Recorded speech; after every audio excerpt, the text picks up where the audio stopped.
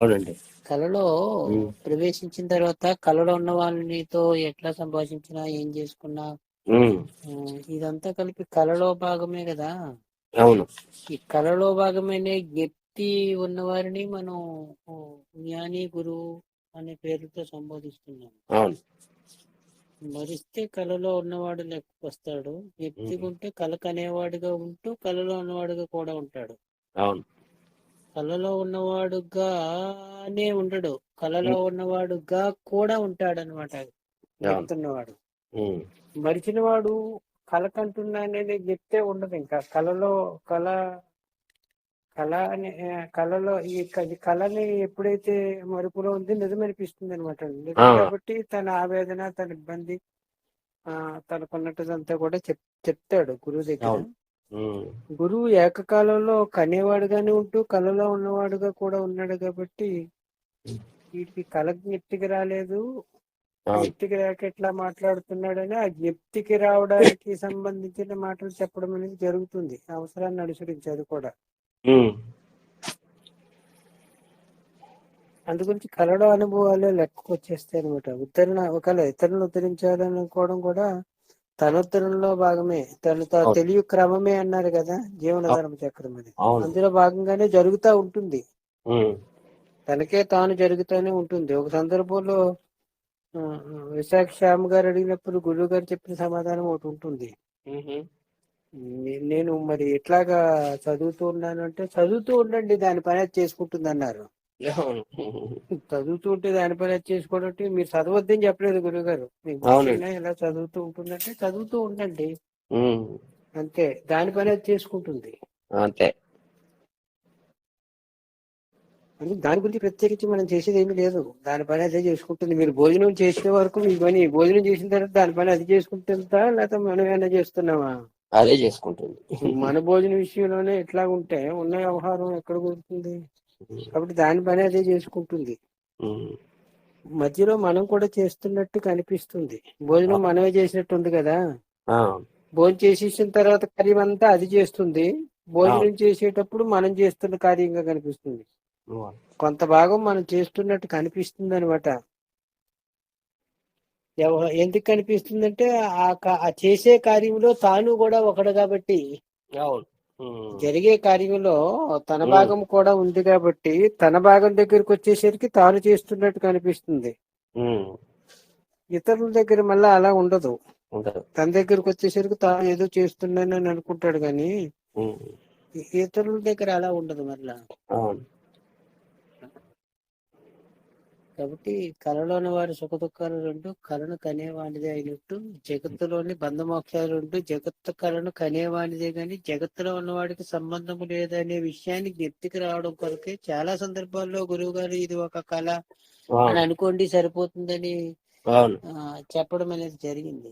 ఉమ్, ఎందుకని అంటే ఇది ఒక కళ అని అనుకోవడం అంటే వ్యవహారానికి వచ్చి అనుకోమని కాదు, ఉమ్, ఒకసారి జ్ఞప్తికి తెచ్చుకోమని. తెచ్చుకోమని.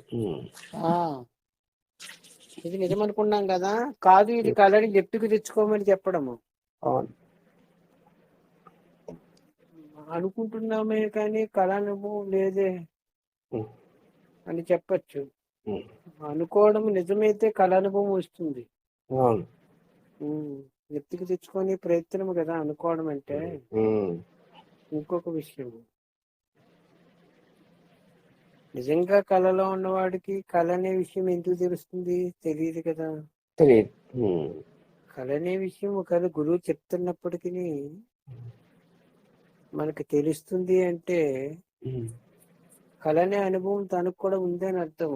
అంతే కదా. గురువు చెప్తే మాత్రం మీరు ఎందుకు అంగీకరిస్తారు? ఉమ్, కాబట్టి కళ అనే అనుభవం ఉంది ఉమ్, కానీ మరిచి నిజం అనుకోవడం అనేది కూడా జరుగుతుంది. అవునండి. మరిచి నిజం అనుకుంటున్నావు కాబట్టి కళని నిద్ర లేచిన తర్వాత ఒకసారి జ్ఞప్తికి తెచ్చుకోమని గురువు చెప్పడం అనేది జరుగుతుంది. ఉమ్,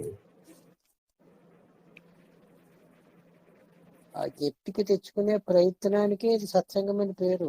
అవునండి. ఏ రూపంలోనైనా ఏ సందర్భంలోనైనా ఎలాగైనా జ్ఞప్తికి రావచ్చు. అవును. జ్ఞప్తికి రావడానికి నిమిత్తంగా ఎలాగ రావాలని రూల్ ఏమీ లేదు. ఉమ్, వస్తుంది. ఎందుకు వస్తుందంటే రావడమే జీవనము, తను తెలియ క్రమము కాబట్టి వస్తుంది. అవునండి. ఉమ్.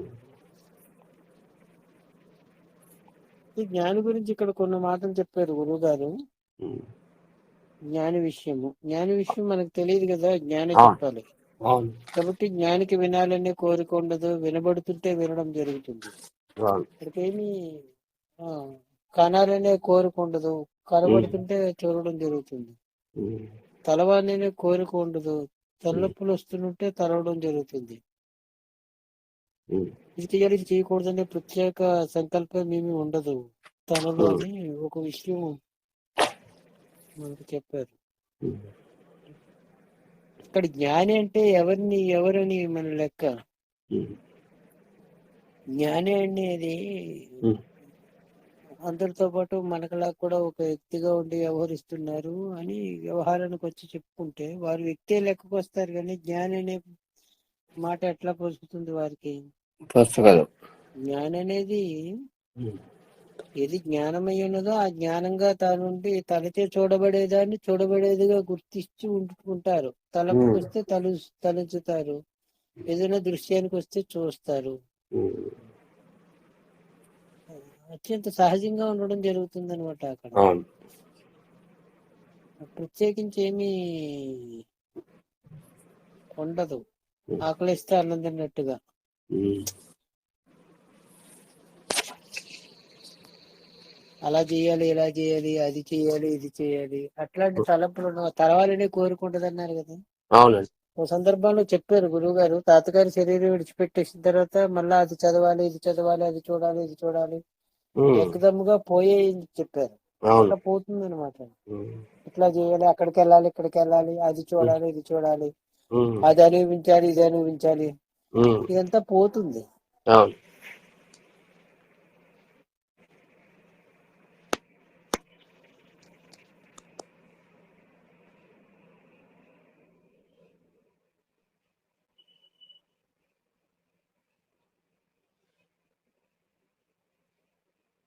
సంకల్పం ఏమి ఉండదు తనలో అని. ఉమ్. అంటే తనకు తాను ఒక అడుగు ఎడంగా సాక్షిగా ఉన్నవారిని మనం జ్ఞాని అని సంపాదిస్తున్నాం అన్నమాట. ఉమ్. ఇంకొక విషయం ఏంటంటే ఎడంగా ఉండు అనే మాట చాలా సందర్భాల్లో గురువుగారు చెప్పడము మనం వినడము మనకు కూడా అర్థం కాదని మాట్లాడుకోవడం అనేది ఉంది. ఉమ్. వ్యవహారానికి వచ్చి గురువు గారు ఒక్క అడుగు అనే మాట ప్రస్తావించారు. యా. ఎడం అనేది ఉంది, ఉమ్. ఆ ఎడము ఎంత దూరం అనే దానికి కొలత లేదు. ఉమ్. ఆ కొలత అడుగన్నా సరిపోతుంది, గజమన్నా సరిపోతుంది, లేకపోతే ఎంత దూరమైనా చెప్పుకోవచ్చు, అట్టేమీ ఉండదు. అలాగని చెప్పేసి ఎడమ లేని దానికి ఎడమ అంటే ఎడమగా ఉన్నదానికి ఎడమ అనే దానికి దూరము ఎక్కడ కొలత చెప్తాము? చెప్పలేము. చెప్పలేము కదా. అయినా ఒక్క అడుగు అనేది మాట వరుసకి చెప్పిన మాట మాట. వరుసుకోవాలి. ఇంకొక మాట ఇంకో ఆ బారెడు దూరంలో ఉండి చూడండి అని మరొక సందర్భంలో చెప్పారు. అవును. మీరు ఒక అడుగు ఎడంగా ఉండి చూడండి అనే మాట కొన్ని సందర్భాల్లో చెప్పారు. ఇంతకీ ఎడంగా ఉండడం ఏమి అని మనకి సందేహం. చాలా సందర్భాల్లో చెప్పుకోవడం జరిగింది. ఎడమగా ఉండడం అంటే నీకే చూడబడుతున్న దాన్ని చూడబడుతుందని గుర్తించి ఉండుట. ఆ జ్ఞప్తిగా ఉండడమే ఎడంగా ఉండడం. జ్ఞప్తికి జ్ఞప్తి అంటే మీకు తెలుస్తుంది కదా. అవును. సూత్రం ఏమంటే ఏది మీకు తెలుస్తుందో అది తెలియబడేదానికంటే తెలుసుకునేది వేడిగా ఉన్నప్పుడే తెలియబడుతుంది అనేది సూత్రం అనమాట. ఆ సూత్రం ప్రకారంగా ఎడంగా ఉండడమే సంభవిస్తుంది, సహజంగా జరుగుతుంది. మీకు ఎదుర్కొంటా ఉన్న వస్తువులు తెలుస్తున్నాయి, మీరు కూడా మీకు తెలుస్తున్నారు కదా. కాబట్టి ఎడంగా ఉండడం అనేది జరుగుతుంది. కానీ తెలియబడే అన్నిటినీ తెలియబడుతున్నదిగా తాను చూస్తున్నాడే గాని తన శరీరం కూడా తెలియబడుతుంది అనే విషయాన్ని గుర్తించి ఉండడం లేదంటే. తెలియబడడం కామన్ గానే ఉంది, మీకు చొక్కా తెలియబడుతుంది, మీ కళ్ళజోడు తెలియబడుతుంది, మీరు వేసుకున్న దుస్తులు బూట్లు గీట్లు సాక్షులు ఇవన్నీ తెలియబడుతున్నాయి. ఇన్ని తెలియబడేటప్పుడు మీ శరీరం తెలియబడడం లేదా ఏమి మీకు తెలియబడుతుంది. కానీ ఒక శరీరం మినహా ఉన్నవన్నీ నాదనే చూసుకుంటారు కానీ నేనని చూడరు కదా. మీ సొక్క నేనేనని సంబోధించరు. మీరు తొడుక్కున్న సొక్కాయే కదా, మీరు వేసుకున్న షూటే కదా అది. ఎందుకు నేనని సంబోధించడం లేదు? మీరు దానికి ఎడంగా ఉన్నారు కాబట్టి మీరే మీచే చూడబడే వస్తువు అది. మీరు సృష్టించుకున్న వస్తువు అన్నమాట అది. మీరే మీకు అనుకూలంగా ఒక చొక్కా ఒకటి తయారు చేసుకుని సూట్ వేసుకున్నారు కాబట్టి అది మీరు సృష్టించుకున్న వస్తువు మాత్రమే అది. అది మీరైపోరు కానీ మీ సృష్టి అది. మీ సృష్టి అయినంత మాత్రం చేత మీరు కాదు. మీ సృష్టి కాబట్టి మీరే కూడా లెక్కకు వస్తుంది. ఆ సూత్రం ప్రకారంగా మీకు చొక్కా మీది కాదు అనే విషయం ఎంత స్పష్టంగా మీకు తెలుస్తుందో, నాచే చూడబడేది నాదే గాని నేను కాదనేది ఎంత స్పష్టంగా మీకు తెలియబడుతుందో, మీచే చూడబడే శరీరం మీరే గాని మీరు కాదనే విషయం కూడా అంత స్పష్టంగానే తెలుస్తుంది కదా. అవును. ఆ తెలుస్తున్న వాడిని ఎడంగా ఉన్నవాడు పేరు. ఎడంగా ఉన్నవాడు అంటే తెలుస్తున్నవాడు ఎడంగానే ఉన్నాడు. ఆ ఎడంగా ఉంటేనే తెలియడం అనేది సంభవిస్తుంది. ఆ ఎడమనేది ఊరికే వ్యవహారం కొరకు ఒక్కడిగానే మాట ప్రయోగించారు, అంతవరకే తీసుకోవాలి ఆ మాటని. కానీ ఎడంగా ఉండడం అనేది సహజ లక్షణంగా ఉంది. అది ఆ ఎడమనేది మీరు చూసే దృష్టికోణాన్ని బట్టి మారుతుంది. మరలా ఎంత దూరంగా ఉంటుందో చూడొచ్చు, లేకపోతే ఆనుకుని కూడా ఉండొచ్చు. తెర మీద బొమ్మ తెరను ఆనుకుని ఎట్లా ఉంది, ఆనుకుని కూడా ఉండొచ్చు. ఆనుకుని ఉన్నప్పటికీ ఎడమనేది ఉంది అంటే తెలియబడుతుంది కదా. తెర ఉంది, తెర మీద బొమ్మ ఉంది. బొమ్మగా తెర కావాలనుకుంటే బొమ్మను చూడొచ్చు, బొమ్మగా ఉన్నది కూడా తానే కాబట్టి. ఉదాహరణకే ఇలాంటి పూర్తిగా కుదరదు ఉపమానం. కాబట్టి తెలియబడేవన్నీ తనకి తెలియబడుతున్నావనే ఉదాహరణ చెప్పడం కొరకు మరొక సందర్భంలో ఇంకొక మాట, చాలా సందర్భాల్లో మనం చెప్పుకున్న మాట అది కూడా. మీరు మీ గదిలో నలుగురు ఉన్నారనుకోండి, మీరు 5వ వాడుగా ఉండండి స్వానుభవంలో అంటున్నారు. అవునండి, అవును. ఎందుకని అంటే మీరు కూడా లెక్క పెట్టబడుతున్నారు కదా అంటున్నారు. 1 2 3 4 అని లెక్క పెడుతున్నప్పుడు నలుగురు లెక్కకు వచ్చేసారు కాబట్టి మీరు నలుగురిలో ఒక్కడు కాదు 5వ వాడు అని మళ్ళీ గిఫ్ట్కి తెచ్చేటట్టు చెప్తున్నారు. అవును. ఆ 5వ వాడినే ఎడంగా ఉన్నవాడు అంటున్నారు. ఎడంగా లేకపోతే మిమ్మల్ని కూడా ఎట్లా లెక్క పెడతారు? అదే కదా, అందరితో పాటు నలుగురితో పాటు మీరు ఉన్నారు, మిమ్మల్ని కూడా లెక్కేసుకుంటున్నారు కదా. అది చెబుతూ ఆ ఎడంగా ఉండడం అనే మీ స్వరూప లక్షణము. సదా ఎడంగానే ఉన్నారు, మరిచి దేహం అనుకుంటున్నారు కాదు. నన్ను మీరు ఎట్లా చూస్తున్నారు అట్లాగే మీ దేహాన్ని మీరు చూడండి అని చెప్తారు. అంటే వేరుగా ఉన్నాను అనే దృష్టి కలిగి ఉండమని, లేక జ్ఞప్తిగా ఉండమని.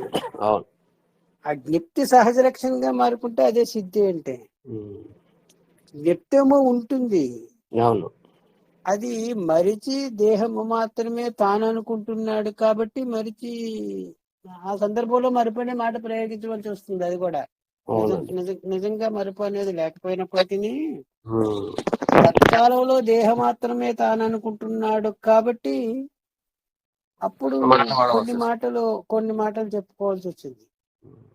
ఎడంగా ఉండడం అనేది సహజ లక్షణంగా ఉంది.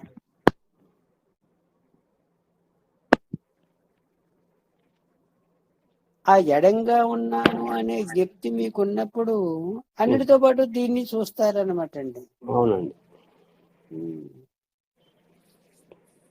ఆ ఎడంగా ఉన్నవాడు లక్షణాలు చెప్తున్నారు ఇక్కడ. జ్ఞాని లక్షణాలు అంటే జ్ఞానికి వినాలనే కోరుకుంటుంది. వాడికి ఏముంటుంది? ఎడంగా ఉన్నవాడికి ఏముంటుంది? పట్టయ్య కంటే ఉండొచ్చు గాని పట్టయ్యగా ఉన్నప్పుడు ఉంటుంది మరలా వాడే వినబడుతుంటే వినడం అనేది జరుగుతుంది. లేదా పట్టయ్యగా ఉంటే వినాలనే కోరిక పుట్టచ్చు. ఎడంగా ఉంటే ఏముంటుంది?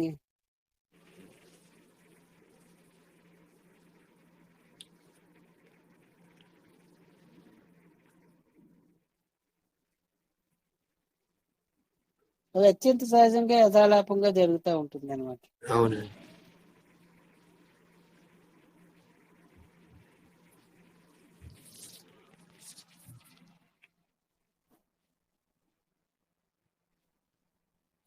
అంతే అంతే. ఇందులో ఎంటీగా ఉండడం అన్నమాట. అయితే ఎంటీగా ఉండడం అన్నమాట అని చెప్పిన మాటకి కాదు, పూర్ణంగా ఉంటాడు అన్నారు. పూర్ణంగా ఉండడం అంటే నిండి ఉంటాడు. పూర్ణంగా ఉండడం అనే మాటకి ఇంకొక అర్థం ఉంది. తాను తనచే చూడబడేది కలిపి తానే అనే అనుభవంగా ఉండడం. ఓకే. ఆ వేరుతనం ఉండదు అనమాట. అది పూర్ణంగా ఉంది అనే దానికి అర్థం.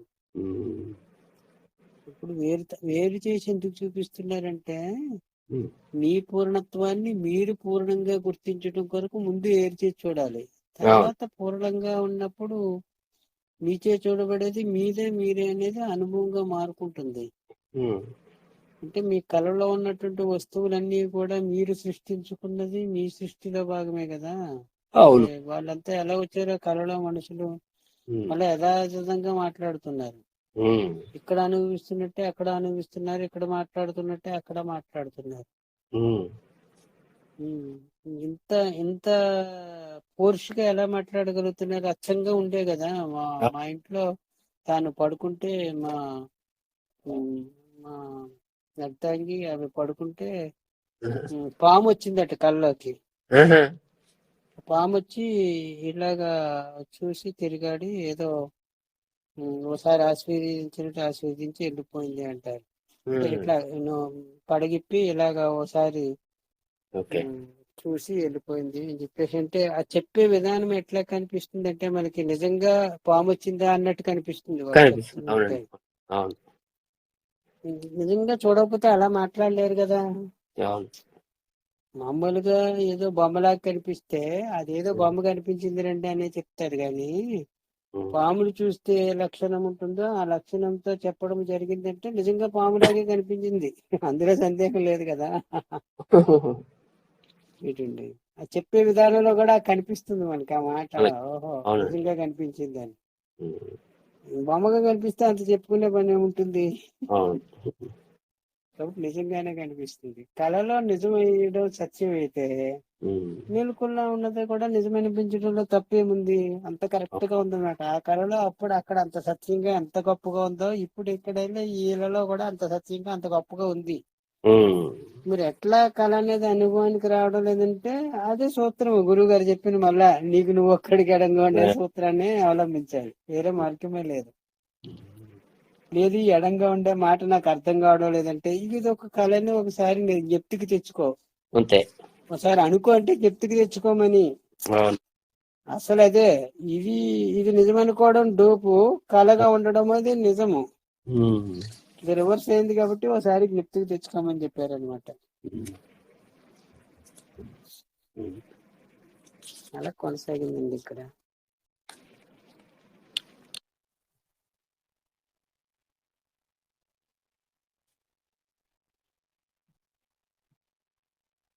సందర్భాల్లో మరొక మాట చెప్పింది ఇక్కడ. నాస్తికుడు ఆస్తికుడు అనే దాని గురించి కూడా కొంత వివరణ ఇచ్చారు. అవునండి. అయితే ఓహో అంటే అది నాస్తికత్వం అయిపోతుందా అని, పూర్ణంగా అంటే ఎంటీగా ఉంటున్నాడు అనే మాట తప్పమా అన్నట్టుగా మాట్లాడితే కాదు. నాస్తికత్వం అనేది కూడా ఉన్న తత్వాల్లో అదొక తత్వము. నాస్తికం అనేది తప్పేమీ కాదు. నాణానికి బొమ్మ బొరుసులాగా ఈ ఆస్తికత్వం నాస్తికత్వం అనేది చెప్పారు. తప్పు కాదు అంటే పరిపూర్ణ నాస్తికుడిగా ఉన్నా పరిపూర్ణ ఆస్తికుడిగా ఉన్నా ఇద్దరి స్థితి ఒకటే అని చెప్పారు. అవునండి. పూర్ణంగా ఆస్తికత్వం ఉన్నా పూర్ణంగా నాస్తికత్వం ఉన్నా ఇద్దరి స్థితి ఒకటే అవుతుంది. ఇది కొంచెం ఉంటేనే ఇబ్బంది అన్నారు.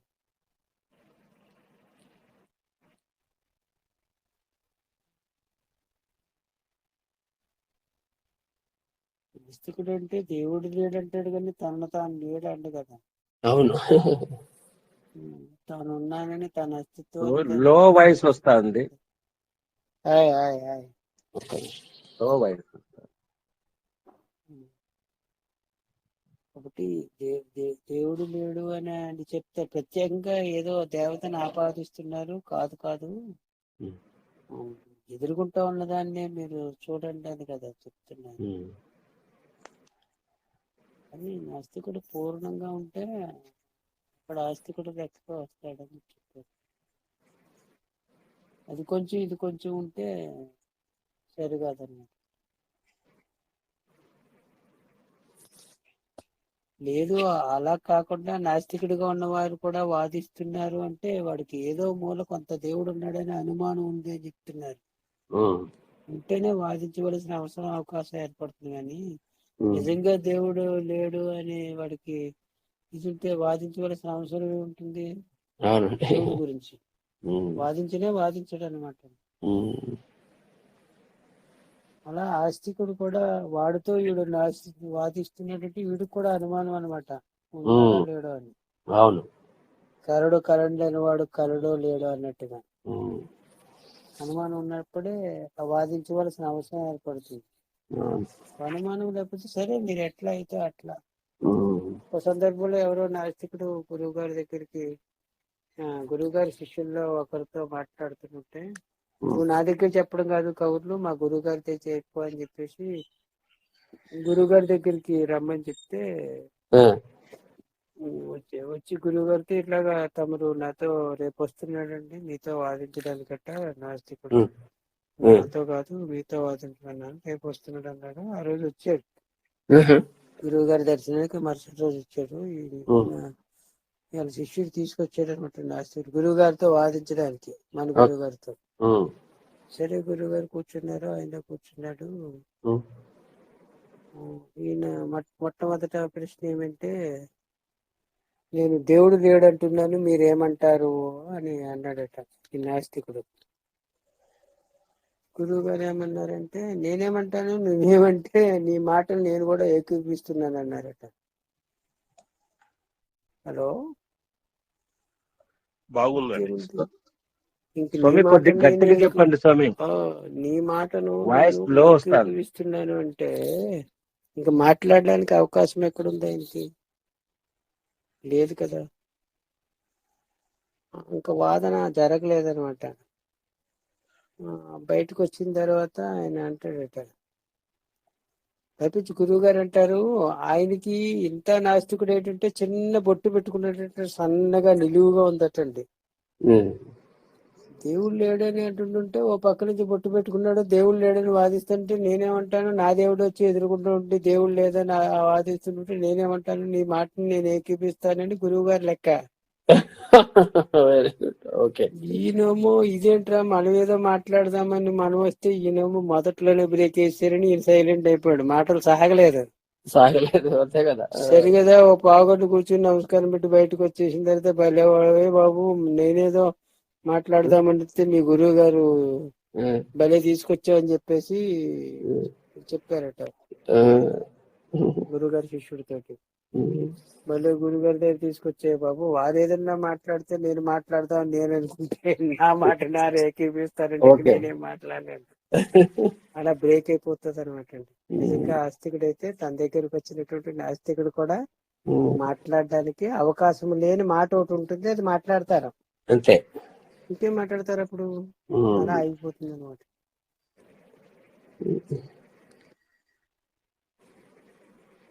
లేడని చెప్పేవాడు ఉన్నాడని చెప్పేవాడు ఒక్కడే కాబట్టి, అవును. చెప్పేవాడే ఆస్తికుడే కాబట్టి, అవునండి. నువ్వు ఎట్టుగా తెలిసిన అట్టే అవదు ఏమి చోద్యమో అనగా చలా అని చెప్పేసి, నువ్వు ఎట్లా తెలిస్తే నేను అట్లాగే తెలుస్తాను, నా మాట ఏమైంది. అవును.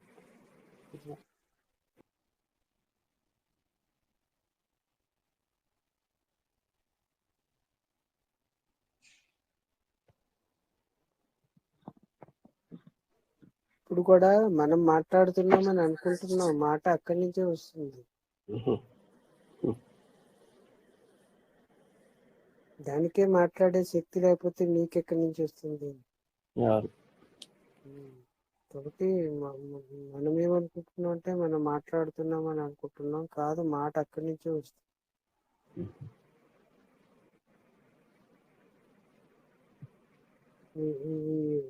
వాకల్ కాటు ఇదంతా ఉంది కదా, స్వరపేట దగ్గరికి వచ్చేసరికి ఆ ఉమ్, భావము అక్షర రూపాన్ని ధరించి ప్రకటనకు వస్తుంది అనమాట. ఉమ్.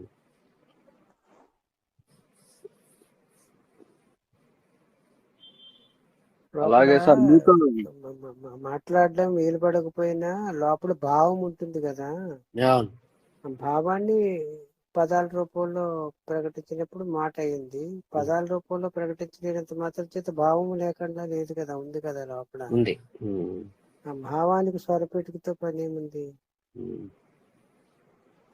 కాబట్టి స్వరపేటిక లేకనే భావం ఉంది అక్కడ. ఉమ్, ఉమ్, అది మాట్లాడేటప్పుడు స్వరపేటకు అవసరం అవుతుంది. ఉమ్. అక్షర రూపాన్ని దిద్దుకుంటుంది అప్పటికప్పుడు. అవునండి. అది కూడా అదే మాట్లాడుతుంది అంటున్నారు గురువు గారు. ఉమ్. ఇప్పుడు మనం మాట్లాడేది కూడా కేవలం లిప్ మూవ్మెంట్ అన్నారు. అవునండి. అవును. లిప్ మూవ్మెంట్ చూసి భ్రమ చెందుతున్నాం, మనం మాట్లాడుతున్నామని అనుకుంటున్నాం.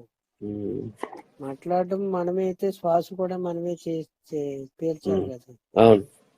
అన్నం కూడా మనమే జీర్ణం చేసుకోవాలి కదా. ఉమ్, కాబట్టి కొన్నిటికి మనకు ఆపాదించుకుంటున్నాము, కొన్ని అవును. దాని ఇచ్చి మేరకే జరుగుతుంది, మనకు తెలియదు అని చెప్పి చెప్తున్నాము. అవును. ఏదో ఒక లెక్క వేసుకుంటే ఈ లెక్కకు వచ్చేస్తే సమస్య ఇప్పుడే పరిష్కారం అయిపోతుంది కదా. ఉమ్, మొత్తం అన్ని తాను చేసేవాడుగానే ఉండాలి, లేకపోతే మొత్తం అన్ని వాడే చేస్తున్నాడని ఉమ్, అంగీకరిస్తే ఉమ్, లెక్క సరిపోతుంది కదా. మొత్తం అన్ని వాడు చేస్తున్నా అభ్యంతరం లేదు, లేదా మొత్తం అన్ని మీరు చేస్తున్నప్పటికీ అభ్యంతరం ఉండదు. ఉమ్. కొన్ని వాడు చేసి కొన్ని మీరు చేశారంటే ఇప్పుడే అభ్యంతరం వచ్చేసింది ఆల్రెడీ. అవును. మనం అంగీకరిస్తున్నాము కానీ దేవుని యొక్క అస్తిత్వం పూర్తిగా అంగీకరించడం లేదని అర్థం. ఉమ్, ఒకవేళ పూర్తిగా అంగీకరిస్తే అక్కడ దేవుడే ఉంటాడు, మీరుండే అవును. అవకాశం ఉండదు. ఉమ్, అట్లా మీరు ఉండి దేవుడు ఉంటున్నాడంటే దేవుని యొక్క అస్తిత్వాన్ని మీరు అంగీకరించడం లేదని అర్థము. అవును. అంగీకరిస్తున్నట్టు నటిస్తున్నారు, ఉమ్, అంగీకరించడం లేదు. అంగీకరిస్తే మీరు ఉండేదానికి అవకాశమే ఉండదు. ఉమ్. ఏకకాలంలో ఇద్దరికి పోలిక ఎక్కడ ఉంటుంది? లేదు. ఉండదు.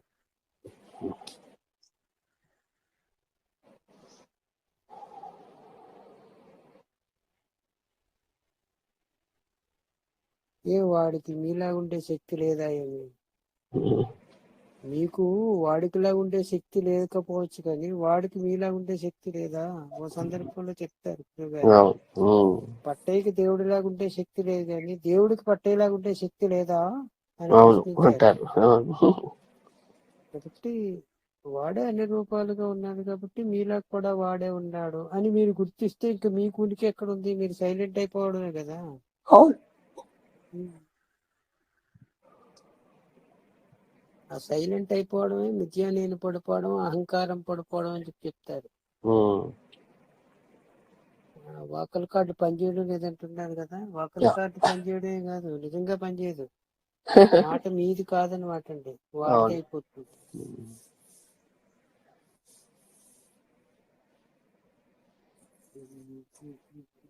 చాలా సందర్భాల్లో చెప్పుకున్న మాట, ఇది కొత్త మాట ఏమీ కాదు. ఉమ్. అది ఉపకరణం వాడికని, పనిముట్టు అవును. కదా భగవంతునికి. ఇది పనిముట్టు అన్నప్పుడు ఉమ్, వాడే కదా దీన్ని ఉపయోగించుకునేవాడు. అవునండి. ఇప్పుడు వాడి సంగతి వాడు చూసుకుంటాడు, మనకేమి. అవును.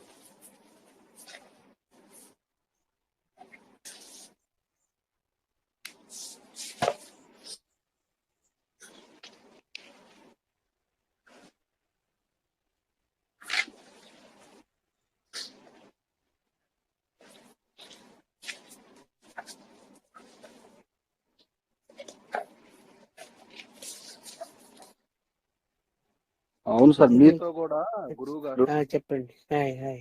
సూర్యుని వేడి ఎక్కడి నుంచి వస్తుంది అని అడిగారు మిమ్మల్ని గురువు గారు. అడిగితే సూర్యుని వేడి బయట, మన అందరం ఏమనుకుంటాం బయట వస్తుంది, బయట ఉంది వేడి, సూర్యుడు బయట ఉన్నాడు అనుకోండి. అంటే మళ్ళీ మీతోనే గురువు గారు అన్నారు, ఆ సూర్యుని వేడి బయట మీలో నుంచే పట్టి గారితో సహా ఎవరైతే ఉన్నారో దేనిలో నుంచి వస్తుందో దానిలో నుంచి ఆ సూర్యుడు వేడి కూడా అక్కడి నుంచే రిఫ్లెక్ట్ అవుతుంది. అవును.